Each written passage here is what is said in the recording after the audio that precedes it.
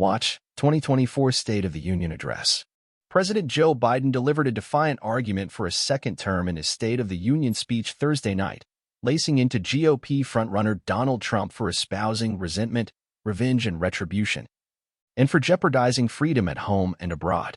Reveling in the political moment, Biden fired multiple broadsides at my predecessor without ever mentioning Trump by name, 13 times in all, raising his voice repeatedly as he worked to quell voter concerns about his age and job performance while sharpening the contrast with his all-but-certain November rival. The scrappy tone from Biden was a sharp break from his often humdrum daily appearances and was designed to banish doubts about whether the 81-year-old president, the country's oldest ever, is still up to the job.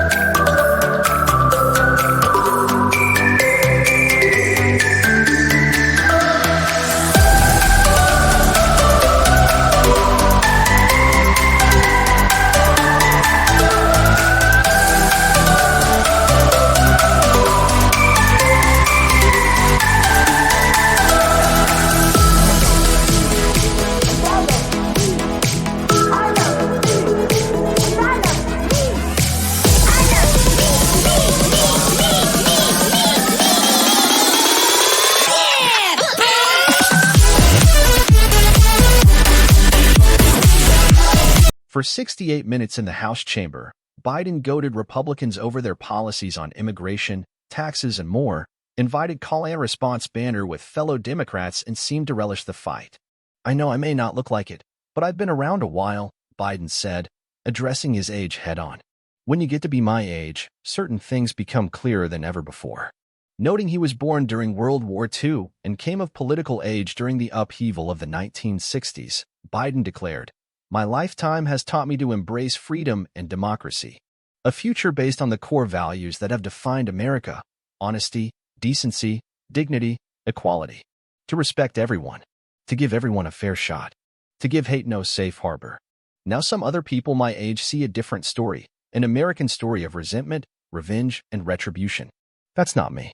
The president linked Trump's praise for those who overran the Capitol in an attempt to subvert the 2020 election with anti-democratic threats abroad. Freedom and democracy are under attack both at home and overseas at the very same time, Biden said as he appealed for Congress to support Ukraine's efforts to defend itself against Russia's 2-year-old invasion. History is watching.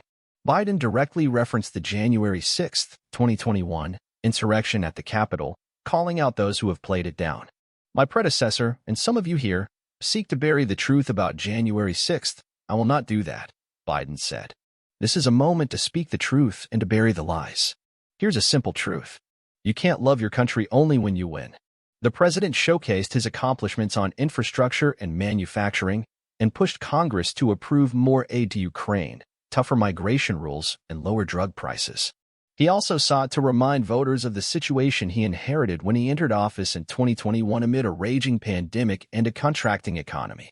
The 81-year-old president was closely watched not just for his message, but for whether he could deliver it with vigor and command.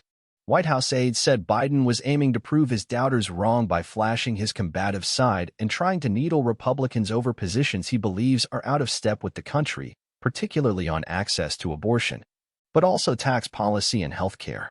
It's part of his campaign year effort to use even official speeches to clarify the choice for voters at the ballot box this fall, taking a victory lap and selling his legislative accomplishments, such as one that bolsters manufacturing of computer chips nationwide.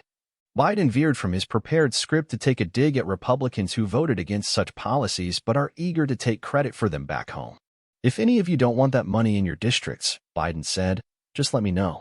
The president was speaking before a historically ineffective Congress.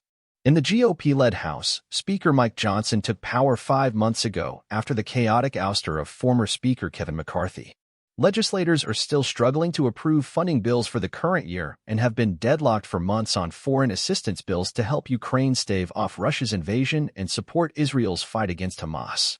The State of the Union address is a marquee night on the White House calendar, offering presidents a direct line to a captive audience of lawmakers and dignitaries in the House chamber and tens of millions of viewers at home. But even so, the night has lost some of its luster as viewership has declined. Biden aides inside the White House and on his campaign had hoped for some fresh viral moments, like when he tussled last year with heckling Republicans and chided them for past efforts to cut Medicare and Social Security. Johnson, eager to avoid a similar episode this year, urged Republicans in a private meeting Wednesday to show decorum during the speech, according to a person familiar with his remarks to lawmakers. He appeared to have limited success. A number of House Republicans began to stand up and leave the chamber as Biden discussed raising taxes on billionaires and corporations. Others, like Johnson, remained in their chairs and shook their heads. Biden engaged in a loud call and response with lawmakers as he rhetorically questioned whether the tax code was fair and whether billionaires and corporations need another $2 trillion in tax breaks, as he charged Republicans want. Biden also has raised the problems of shrinkflation, companies putting fewer pretzels in the jar and less yogurt in sealed cups, and so-called junk fees on services. Neither is a prime driver of inflation, but the White House hopes to show consumers that Biden is fighting for them. One of the most contentious moments of his speech came during his remarks on immigration, when Biden was running down the endorsements by conservative groups of the bipartisan border legislation that Republicans killed last month. Some in the audience appeared to yell and interject, and Biden shot back, "I know you know how to read." As Representative Marjorie Taylor Greene, decked out in pro-Trump paraphernalia, continued to shout at Biden, the president held up a white button that the Georgia Republican had handed him earlier bearing the name of Laken Riley, who authorities say was killed by a Venezuelan national who unlawfully crossed into the U.S. in September 2022. Laken Riley, Biden said, calling her an innocent young woman who was killed by an illegal. He expressed condolences to her family, saying his heart goes out to them. And congressional Republican leaders were showcasing one of their newest lawmakers through the State of the Union rebuttal in order to make a generational contrast with Biden. Alabama Senator Katie Britt, the youngest Republican woman elected to the Senate, planned to paint a picture of a nation that seems to be slipping away, and one where our families are hurting. Right now, our commander-in-chief is not in command. The free world deserves better than a dithering and diminished leader, Britt was to say, according to excerpts released Thursday evening. America deserves leaders who recognize that secure borders, stable prices, safe streets, and a strong defense are the cornerstones of a great nation. Biden painted an optimistic future for the country as the massive pieces of legislation he signed into law during his first 2 years in office are implemented. But he also was set to warn that the progress he sees at home and abroad is fragile and particularly vulnerable if Trump returns to the White House. Trump, for his part, said he planned to respond in real time to Biden's remarks on his Truth Social platform. This year, Biden faced heightened emotions, particularly among his base supporters, over his staunch backing for Israel's war against Hamas in Gaza. The White House had initially hoped a short-term ceasefire would be in place by the speech. It blames Hamas for not yet accepting a deal brokered by the U.S. and its allies. A slew of Democrats and Republicans wore pins and stickers in honor of the Israeli hostages still being held captive in Gaza. Meanwhile, several House progressives wore Palestinian keffiyehs, the black and white checkered scarves that have come to symbolize Palestinian solidarity. Biden's motorcade took a circuitous route to the Capitol, as hundreds of pro-ceasefire demonstrators tried to disrupt its path from the White House. Amid growing concerns about the dire humanitarian situation in Gaza, Biden announced in his address that he has directed the U.S. military to establish a temporary port on the Gaza coast aimed at increasing the flow of aid into the beleaguered territory. The president also issued an emphatic call for lawmakers to pass sorely needed defense assistance for Ukraine. Acute ammunition shortages have allowed Russia to retake the offensive in the 2-year-old war.